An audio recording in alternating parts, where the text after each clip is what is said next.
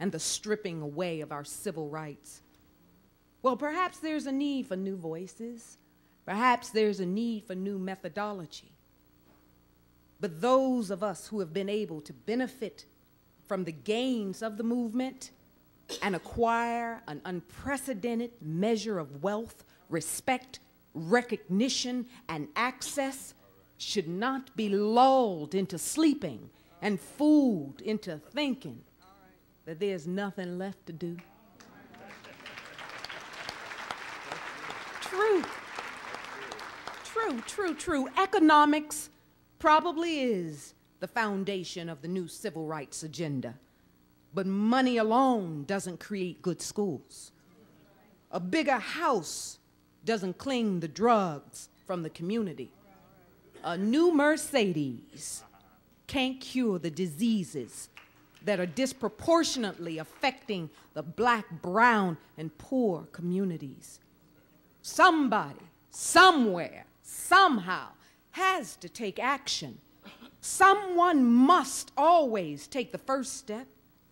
Someone must always see the Dr. King in him or herself before things can change. Hesitant at first, perhaps, but gaining confidence and persevering despite an uncertain context to change deeply entrenched injustices, whatever the time it takes. Now, had our king, had our parks, had our ordinary citizens, both black and white, flawed and with ample reasons, held back or given up, we may have never known the Montgomery bus boycott.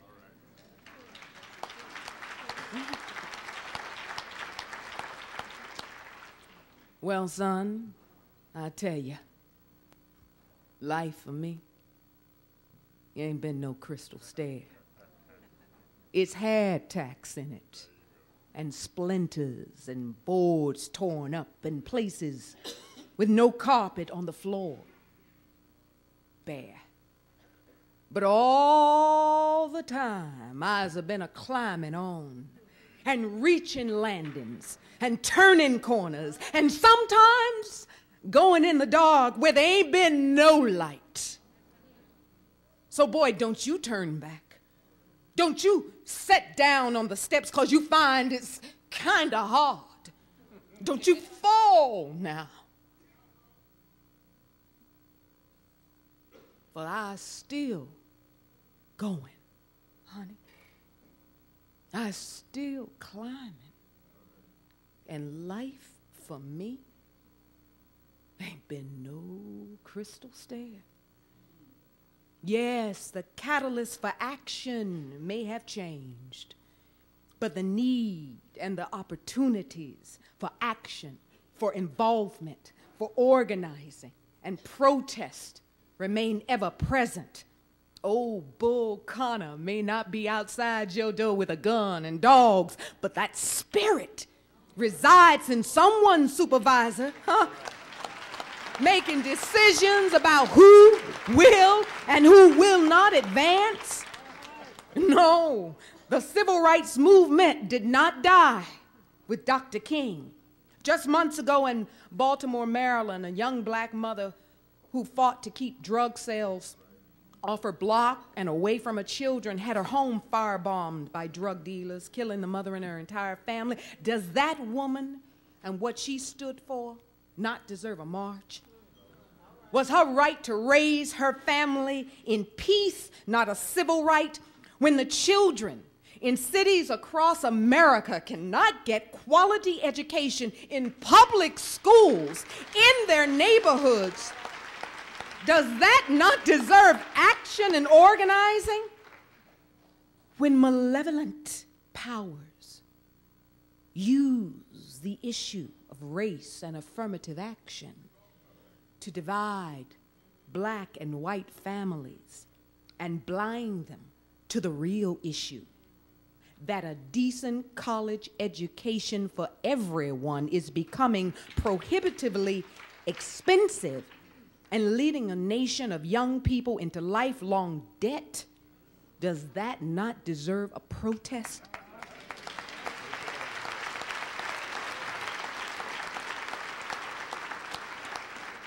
Now, we can't all be Dr. King, nor should we try to be. But we retain his spirit, and we serve within the context of our ability and our need to serve. I serve within the context of my own world.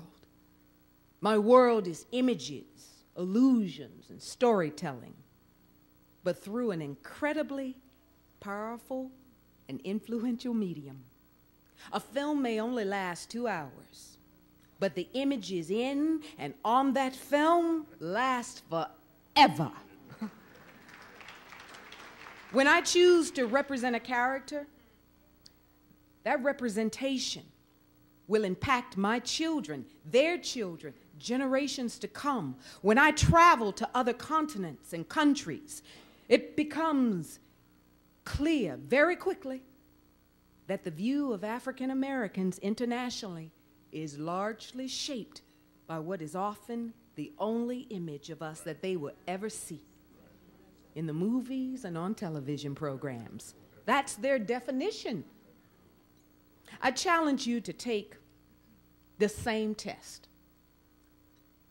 The next time you watch a television program or film featuring African Americans, close your eyes before it comes on and imagine yourself as a Zambian or Indonesian or Korean who has never met a Black American. Then look at that program and figure out what your opinion of us would be after watching, if that were the only image you ever saw.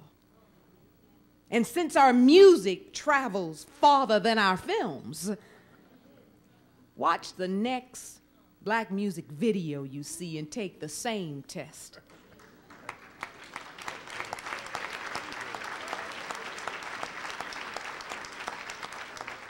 Then imagine yourself as a Black business person entering that same country trying to make a serious attempt at economic development. How would you be greeted? That is the particular challenge that Black people in my business face every day if we care about those images. My husband and I have been blessed. We work regularly at our chosen craft. But for every one of us, there are 2,000, and he thinks I'm underestimating it, 2,000 actors who are faced with the challenge of taking a role or eating. It's an awesome responsibility. Not that the creative spirit should be encumbered by politics. No, indeed, it's not always the popular choice that one makes when being discriminating.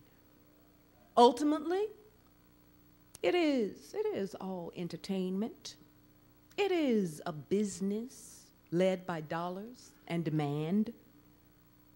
But we strive for the creative flexibility to laugh, to cry, to be frightened, to be funny, to be foolish, to reflect in our art all of life's experiences, the bad and the good. The issue is not censorship or putting limitations on creativity, but the issue is balance. The issue is fairness. But until we get to that point, I try to the best of my ability to take a principled stand about the images of Blackness and Black womanhood that I represent.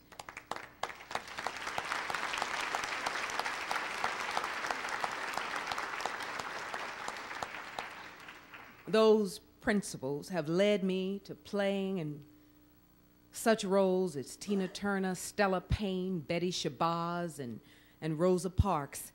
It is a small thing that I can do to emulate Dr. King and to be true to his vision.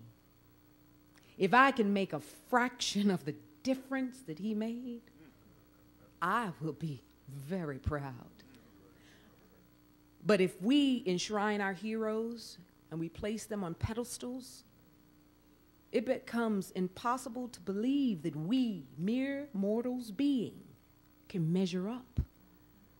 And so you might imagine the critical degree of introspection and self-analysis that I faced when I was asked to come here and to receive these many accolades, this award in his name.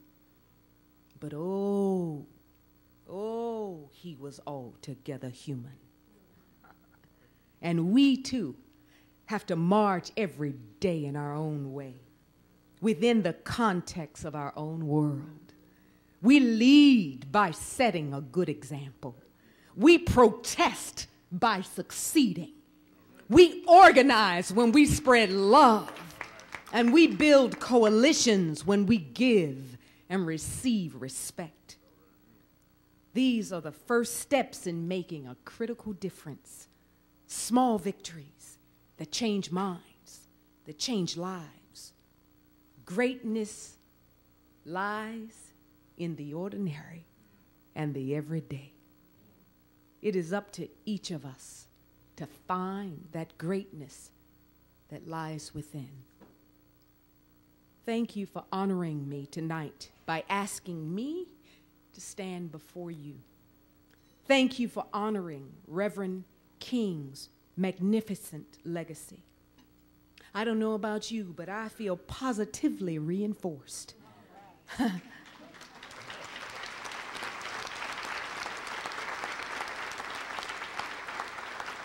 And I encourage you to identify the evidence of that legacy that resides in you.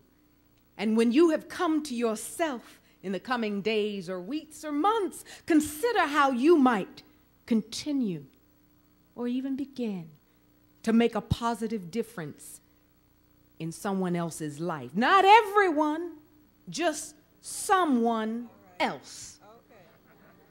Search out and examine the contemporary struggles in yourselves and your homes, your communities, and your world. The baton of history has been passed to us. It's left to us to embrace, to celebrate, and to remember what has been achieved and at what cost, and then to work to extend that victory. If I can help somebody as I pass along, if I can cheer somebody with a word or song, if I can show somebody he's traveling wrong, then my living will not be in vain. If I can do my duty as a Christian ought, if I can bring salvation to a world that's wrought, if I can spread the message that Jesus, my master, taught, then my living will not be in vain. Thank you, and may God bless you all real good.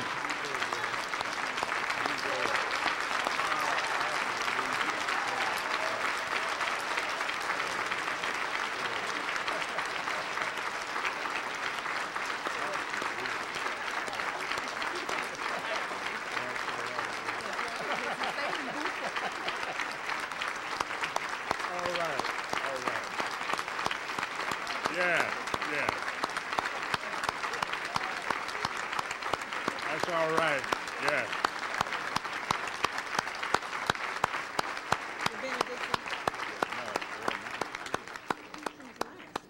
That was a powerful speech by Angela Bassett, the California Advocates Drum Major for Justice Award recipient. We look forward to your participation in our future events. So see our website or give us a call. I'm Mark Kimber, publisher of the Advocate newspaper, and we look forward to your involvement. Thank you very much for joining us in this special presentation to honor the life of Dr. Martin Luther King, Jr. That my 4 little children will one day live in a nation where they will not be judged by the color of their skin, but by the content of their character. I have a dream today.